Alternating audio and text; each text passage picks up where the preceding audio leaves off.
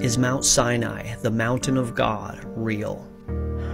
Why hasn't mainstream archaeology taken Mount Sinai seriously? Because for 1500 years we've been looking at the wrong place. St. Catherine's Monastery, the alleged Mount Sinai site, has no archaeologic evidence to support it. But just 300 kilometers to the east is Jabal el-Lawz, which is potentially the real Mount Sinai. Not only does this mountain appear to have been burned by some kind of heat that melts rocks, it is surrounded by geologic and archaeologic evidence that supports the biblical narrative of the Exodus. Following the path out of Egypt that Moses and the Jewish people could have taken, the Exodus trail begins at the Gulf of Aqaba, where the Israelites were stuck between a rock and a hard place. Technically, rocks in a wet place. On one side, a mountain with the only entry blocked off by the Pharaoh's army, and the other side, the Red Sea. Imaging of the sea floor at the crossing point shows a traversable and gradual decline into the sea. Not a land bridge, but also not a cliff that they couldn't navigate. And in antiquity, this site was known to be the crossing point. The Jewish king Solomon erected markers on both sides of the sea at this crossing point. One of them still exists to this day. After the Red Sea, the Jewish people camped at the Palms of Elim.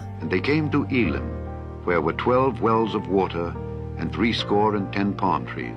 After Elim was the miracle at the rock in Horeb. Behold, I will stand before thee there upon the rock in Horeb, and thou shalt smite the rock, and there shall come water out of it, that the people may drink.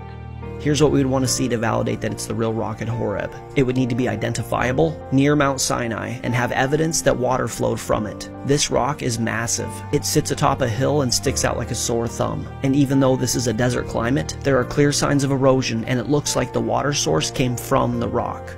Next stop, the altar to the golden calf. Imagine this. They had just seen God split the Red Sea and then split the rock at Horeb. Now they're watching Moses on Mount Sinai that's on fire. And what do they do to celebrate? They build an altar to a golden calf and party. At the base of Mount Sinai is an altar made of rock, and it appears to have been erected as an altar to the golden calf. There's even what appears to be Egyptian hieroglyphics of a calf inscribed on the rocks that make up the altar. And now we get to the actual mountain itself. From the base of the mountain you can see the charred rock at the peak of the mountain, and upon closer inspection, the rocks appear to be melted. What would cause rocks on the top of a mountain to melt? Is it possible that it was the presence of God that did this to these rocks? Can you imagine? Moses, Moses, put off thy shoes from off thy feet, for the place whereon thou standest is holy ground.